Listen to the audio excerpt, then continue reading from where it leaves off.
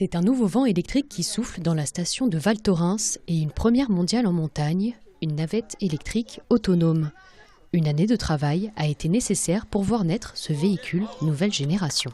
Il y a énormément de fierté. C'est un vrai aboutissement d'une vraie longue année de travail pour en arriver jusqu'ici. L'enjeu au niveau de la montagne, c'est surtout un challenge avec le constructeur. C'est d'avoir pu construire, puisque aujourd'hui on est sur une vraie première mondiale. C'était la navette qu'on a là qui passe derrière nous. Aujourd'hui, c'est la première navette 4x4. Et l'enjeu, c'est de pouvoir arriver à une autonomie entre 6 et 10 heures avec une voiture autonome, une navette autonome. Et on sait qu'aujourd'hui, les batteries, c'est compliqué quand il fait frais. Et donc on est sur une vraie expérimentation, un vrai challenge, une vraie belle aventure. Un opérateur est encore indispensable pour assurer le bon déroulement des trajets de la navette. Il est aussi présent pour assurer et informer les quelques 16 passagers du véhicule.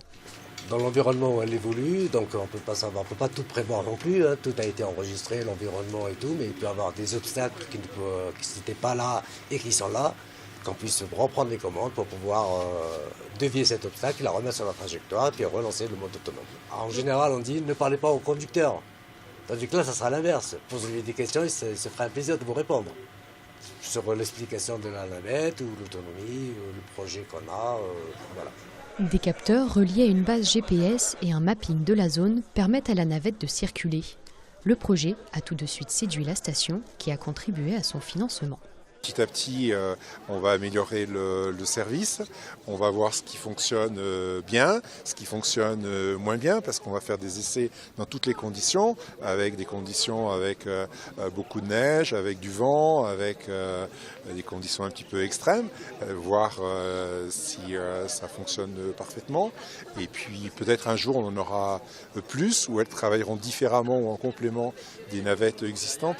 Ça, on ne sait pas encore, hein. Coût total 270 000 €, la navette circulera jusqu'au mois de mai, une plus-value pour les 380 000 vacanciers de la station.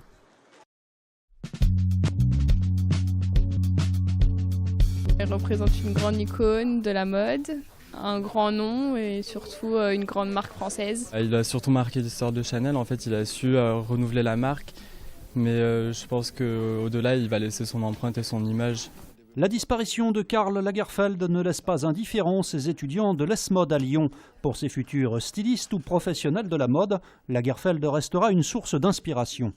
Il nous surprend à chaque Fashion Week avec ses beaux décors pour ses défilés. Et ça va être difficile de le remplacer, je pense. La charge de travail qu'il abat à chaque fois pour faire toutes ses collections, c'est assez impressionnant. Puis c'est un peu, tout le monde dit le pape de la mode, mais c'est vraiment ça. Pour ses étudiants et leurs professeurs, c'est encore difficile de parler de ce grand créateur au passé. C'est quelqu'un qui est toujours innovant, c'est quelqu'un qui dit la prochaine collection sera encore mieux, c'est quelqu'un qui a des défilés magnifiques, on voit encore le dernier au Grand Palais. Voilà, extraordinaire sur les matières, sur toujours travailler. Il a fait connaître des mannequins, il a lancé des mannequins. Voilà, il a aussi un parcours, il a gagné un concours, ex-aequo avec Saint-Laurent. Ça reste quand même deux icônes qui se sont en allées ces 10 dernières années. Les cahiers de doléances actuels, fortement influencés par les Gilets jaunes, ont en fait une histoire très ancienne en France. La dernière fois qu'ils sont apparus, c'était quelques mois seulement avant la Révolution de 1789. Le roi Louis XVI est alors à la tête d'un royaume en faillite et souhaite lever un nouvel impôt. Il consulte les 3 grands ordres de l'époque, que sont la noblesse, le clergé et le tiers-état. Mais la pratique est beaucoup plus ancienne. Il faut aller aux archives départementales de la Loire pour s'en rendre compte. C'est une forme de consultation de la population du royaume qui avait été mise en place au Moyen-Âge, au XIVe siècle.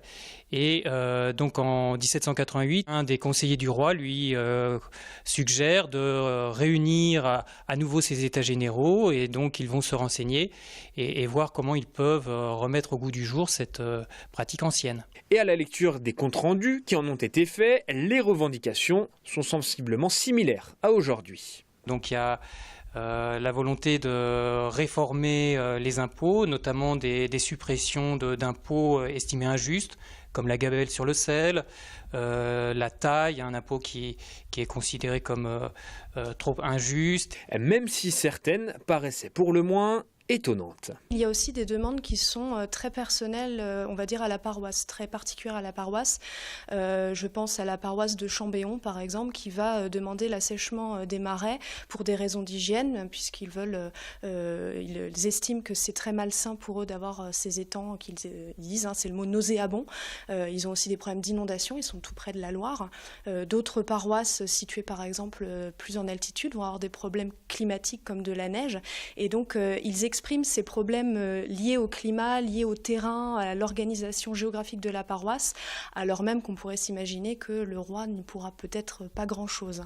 En tout cas, s'il y a bien une différence avec aujourd'hui, c'est que la défiance du pouvoir n'existait pas à l'époque. Pas du tout, au contraire, il y a beaucoup de vœux pour que les députés et le roi éclairé par les députés puissent trouver des solutions aux problèmes de l'époque. On est plutôt sur une volonté d'évolution de la monarchie absolue vers une monarchie constitutionnelle. Les cahiers de doléances en mairie, c'est donc terminé, mais les consultations sur Internet, elles, se poursuivent jusqu'au 15 mars.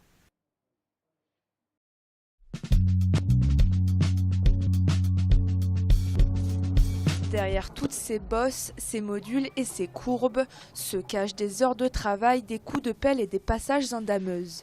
Si le snowpark de Méribel attire autant de riders en quête de sensations fortes, c'est bien grâce aux petites mains des shapers de la station. Une journée de travail, elle peut être diverse et variée, c'est pour ça que c'est des métiers passion, c'est des métiers qu'on adore parce qu'il peut y avoir autant de la construction que de l'entretien de certains modules, on peut être en préparation événement, ça peut être aussi la tempête et à ce moment-là il faut tout déneiger et tout repréparer. Donc c'est vrai que les journées ne sont pas monotones et elles commencent tôt le matin et on ne sait jamais quand est-ce qu'elles se terminent. Et justement ces derniers jours à Méribel, la tempête n'a pas épargné le snowpark. Pour Alex et Théo, il faut remodeler certains espaces et sculpter les tremplins. On est en train de préparer un module qui sera ouvert demain, qu'on a refait cette nuit, parce qu'avec la tempête des jours précédents, il a fallu qu'on enlève la neige, qu'on sorte toutes nos boxes et qu'on remette tous ces modules en place. On est en train de finir de faire propre sur l'ensemble de la zone. L'entretien des modules doit se faire tous les jours. Et pas question d'en oublier un, car le lendemain, ce serait la chute assurée.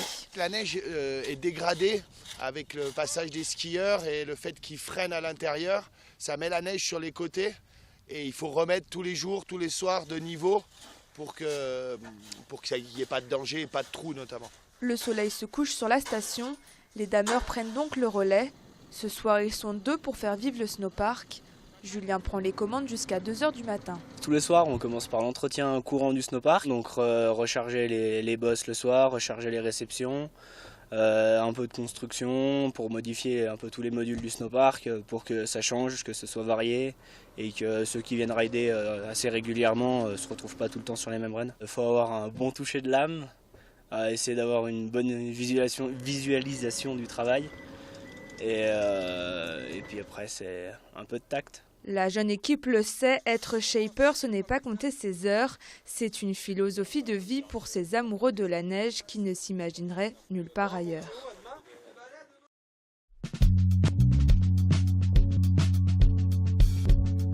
C'est une auberge plutôt atypique qui ouvre ses portes ce vendredi en Haute-Loire. En cuisine, Mike Rich, un Américain de 60 ans.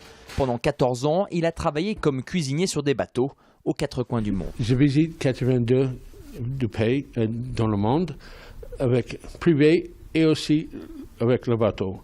Le Tahiti, Bora Bora, le Caraïbes, par exemple, États-Unis, toute l'Europe. En avril dernier, il a décidé de poser ses valises en Auvergne. Cette semaine, c'est son auberge La Traverse à Failles-sur-Lignon qui ouvre ses portes. Son concept, changer de spécialité chaque semaine pour faire découvrir à ses clients un pays différent et les spécialités culinaires qu'il a pu travailler au cours de ses voyages.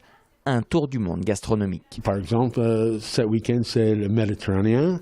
Semaine prochaine, c'est italien. La cuisine, c'est intéressant, c'est la cuisine de grand-mère, la cuisine de familiale.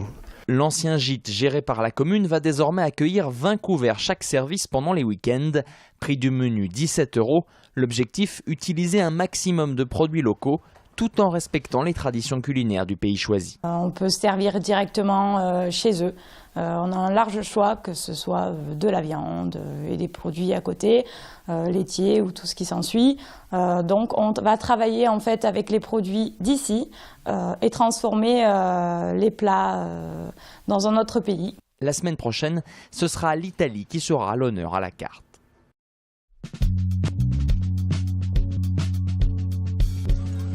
Créée au lendemain des Jeux Olympiques de Grenoble en 1968, la petite station du col de Marcieux est devenue depuis 2005 un espace ludique de loisirs, d'apprentissage et de découverte.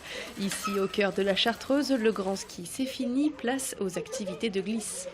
Là, on a typiquement un espace luge qui, grâce à la neige de culture, dès qu'on a un peu de froid, on peut enneiger l'espace luge et on peut ouvrir. Et aujourd'hui, c'est vraiment notre activité principale. On a 2 tapis remonte-pente, un tubing. Du coup, c'est vrai que la décision politique de l'époque a payé. Et on a développé depuis tout un tas d'activités été comme hiver. Qui font qu'aujourd'hui, c'est un beau petit succès avec toute la modestie qui va avec. Implanté entre 1000 et 1400 mètres d'altitude sur la commune de Saint-Bernard-du-Touvet, le col de Marcieux propose aujourd'hui du mountain board, snake glisse, quick jump, des chemins de randonnée, un parcours aventure, du ski de fond, une aubaine pour le maire. Si on parle en termes d'équivalent temps plein, on va dire que début des années 2000, c'était les élus qui tenaient les perches, donc activité bénévole. Une structure économique qui représentait 20 000 euros. Aujourd'hui, on est presque à 260 280 000 euros de chiffre d'affaires. Et ça veut dire derrière que c'est une professionnalisation. C'est-à-dire qu'aujourd'hui, sur l'année, c'est entre 7 à 10 équivalents temps plein suivant l'hiver. Et donc, on parle des emplois du col, mais on peut parler des emplois qui gravitent autour. Donc ça va être le restaurant, le loir de ski, et puis les gîtes communaux, plus d'autres personnes qui ont des gîtes, qui là drainent une activité hivernale, mais également estivale. Côté clientèle, tout le monde est ravi. Alors on est venu ici parce que c'est une petite station familiale et que en fait y a pas mal d'activités qui correspondent aux souhaits de toute la famille. Ce qui est pratique pour nous, c'est l'apprentissage pour les plus petits. On a 2 enfants, donc qui viennent apprendre le ski ici, c'est idéal. De nouveaux projets sont déjà dans les tuyaux. Le col de Marcieux prévoit d'installer d'ici cet été une tyrolienne à virage de 300 mètres de long.